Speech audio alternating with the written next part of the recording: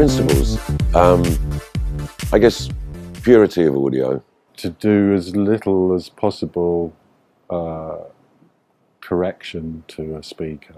We spend time getting the driver and enclosure or waveguide combination as correct as possible. To have a speaker that can be used without any EQ, without DSP. A loudspeaker and an enclosure and a horn is a system, and everything has to be in balance. And we try to find those balances. We don't use corrective EQ. To me, that's sort of mission of failure, actually.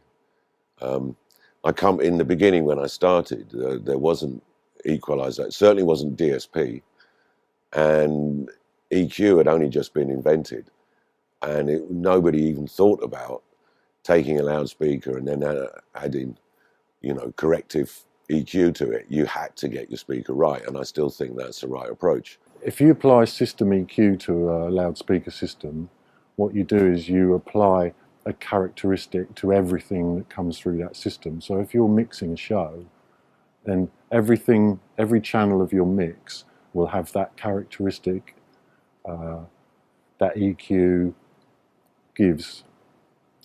So what happens is that every part of your mix tends to come from the same place. It sounds like it comes from the same place. If you can leave the system very flat and then mix with your mixing desk, then each correction that you do is specific to that channel, and things can come from different places and your mix has more space. We also work on high efficiency. If you get a good conversion of the amplifier energy to acoustic output, then you don't have to push it so hard, distortion levels stay low, use less electricity. I can't understand why anybody would think anything else, to be honest. It's so obvious that you've got to get a good conversion.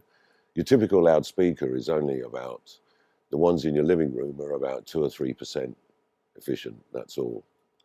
And with good horn loading, you can get to maybe 30% efficiency.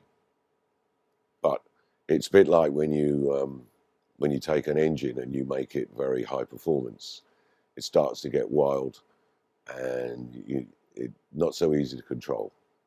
So I think a lot of people don't do horn-loaded systems because they're actually they are wild, and it's hard to get a flat response or an even response, shall we say. Flat's impossible. I don't know anything that's ever been flat.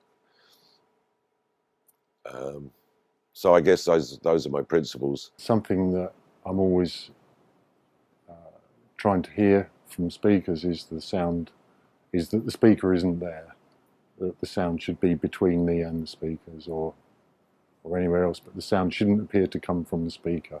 We firmly rooted in the idea that it's the people on the dance floor or the people in the concert room who are the important ones. So we do this to make their